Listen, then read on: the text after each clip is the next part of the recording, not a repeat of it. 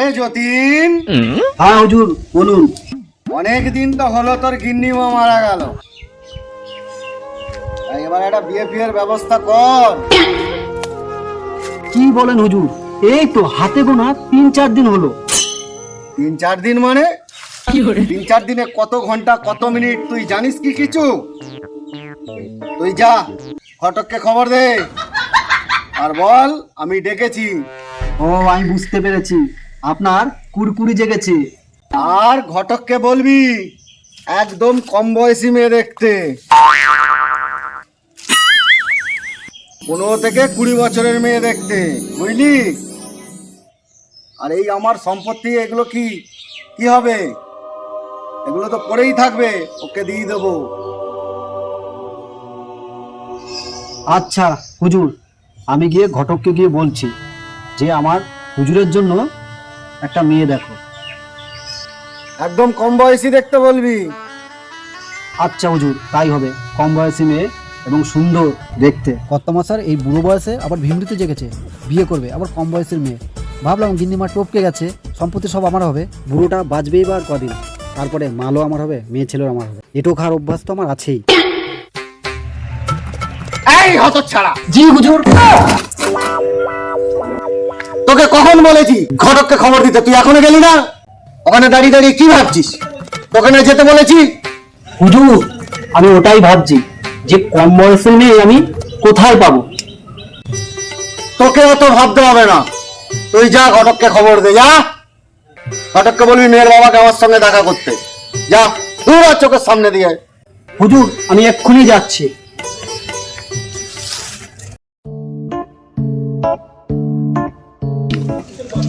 কর্তামশাই বিয়ে করবে, আবার কম বয়সী মেয়ে, আবার আমাকে খুঁজতে বলেছে।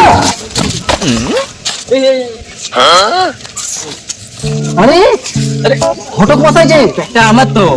আচ্ছা ঘটক মশাই যে, আমি তো আপনার কাছেই যাচ্ছিলাম। কেন কেন আমার কাছে কেন? আরে কর্তামশাই কুড়কুড়ি জেগেছে, ও আবার বিয়ে করবে, আবার মেয়েটার কম বয়স হতে হবে। আপনার কাছে আছে কম বয়সী মেয়ে? হয়ে যাবে, সব হয়ে যাবে। আমার কাছে 20 বছর থেকে 80 বছর অবধি হবে। চলুন তাহলে কর্তামশাই কাছে। আচ্ছা ঠিক আছে, আসছি আমি। তুই যা, আমি আসছি। আরে দূর, এই গরমে একেবারে জান কয়লা হয়ে যাচ্ছে, আর গাড়িটাও ঠিক হচ্ছে না, জ্বালার উপরে যন্ত্রণা। ভগবান, বাড়িতে বড় মেয়েটা পড়ে আছে, কি করে যে তার বিয়ে দেব, হে ঈশ্বরই জানে। আর এমনিতেই কাজবাজ হচ্ছে না। এ ভগবান, যা করবে তোমার সহায়। এ উপরওয়ালা, যা করবে তুমিই করবে, সব তোমারই আশায়, তোমারই ইচ্ছায়। এ হারাধন, হারাধন। আরে পণ্ডিত মশাই জি, নমস্কার নমস্কার। থাক থাক থাক। কি খবর এই গরিবের কাছে? আমি বলছিলাম তোমার মেয়েটাকে বিয়ে দেবে?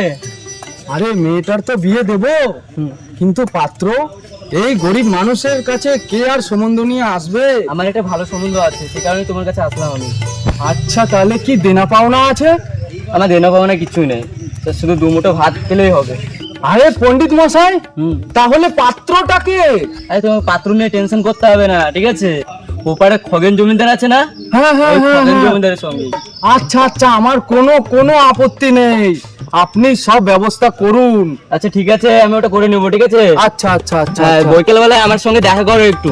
আচ্ছা ঠিক আছে ঠিক আছে ঠিক আছে পণ্ডিত মশাই, আসুন তাহলে তবে। যাই, হ্যাঁ। হ্যাঁ হ্যাঁ, আসুন আসুন, একটু জলপানি করলে তো ভালো হতো। না না, পরে এসে করে নেবো। আচ্ছা আচ্ছা ঠিক আছে ঠিক আছে। যাক তাহলে, ভগবান ভগবান, হে ঠাকুর, এবার তাহলে মেয়েটার একটা হিললে হবে। সবই তোমার ইচ্ছায় উপরওয়ালা, হে ভগবান, হে প্রভু, হর হর মহাদেব। আরে সালা, খগেন জমিদারের তো 80 বছর বয়স, আর আমার মেয়ের তো 20 বছর বয়স। ও যাক, যা হবে হবে। জমিদারের তো বড় টাকা পয়সা আছে, জমিদারের তো অনেক জায়গা সম্পত্তি। চল মা, চল না চল। না বাবা, আমি যাব না, ওই বুড়োটাকে আমি বিয়ে করব না। জানিস না বাবা, ওর অনেক সম্পত্তি মা। যতই থাকুক সম্পত্তি, তবু আমি ওকে বিয়ে করব না, এটা বুড়ো। ও ঘটক মশাই, ধরুন তো মেয়েকে, মেয়ে কিছুতেই মানছে না। চল মা, চল চল চল চল চল চল মা, চল।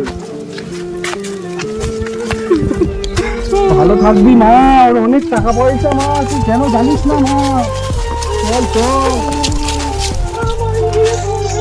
চল মা, আমি চল বিয়ে করবো না, চল মা, চল চল চল। আমি ওই বুড়োটাকে বিয়ে করবো না। ওই দেখুন কত মশাই মেয়ে আসছে। মালটা তো বেশ খাসা। আমি বলেই রেখেছি ঘটক মশাইকে যে অল্প বয়সের মেয়ে। না না বাবা, আমি ওই বুড়োটাকে বিয়ে করবো না। চল মা, চল মা, চল মা, চল। বাবু, বাবু, থাকুক, থাকুক। বস মা। পণ্ডিত মশাই, তাহলে মন্ত্র পড়া চালু করুন। তোমার হাতটা বাড়ান। না, আমি বিয়ে করবো না।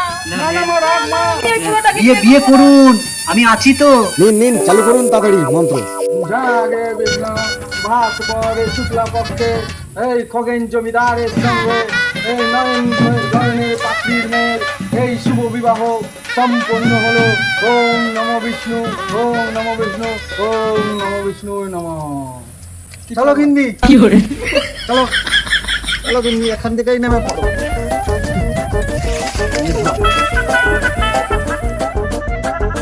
যাক, বুড়োটার বিয়ে হয়ে গেছে। বুড়োটার বাঁচবে কদিন। বুড়োটার বউটা খুব সুন্দর।